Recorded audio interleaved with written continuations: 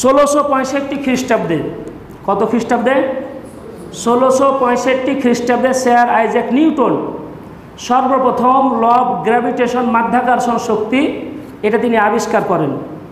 কিন্তু sir Isaac নিউটনের 1000 বছর পূর্বে উম্মি নবী, আরবের নবী মুহাম্মদুর রাসূলুল্লাহ সাল্লাল্লাহু আলাইহি ওয়াসাল্লাম, তার মুখ থেকে আল্লাহ পাক মাধ্যাকর্ষণ শক্তির কথা কুরআনুল কারীমে জানিয়েছেন। সেটা কি? আল্লাহ তাআলা বলেন, ইন্নাল্লাহা ইউমসিকুস সামাওয়াতি ওয়াল আরদা আন তাজুলা।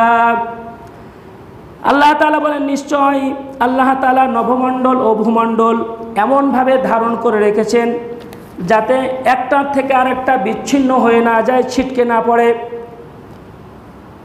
তিনি সেগুলোকে স্থির রেখেছেন, একটার সাথে আরেকটা মাধ্যাকর্ষণ শক্তির বিনিময়ে সেগুলোকে আটকে রেখেছেন।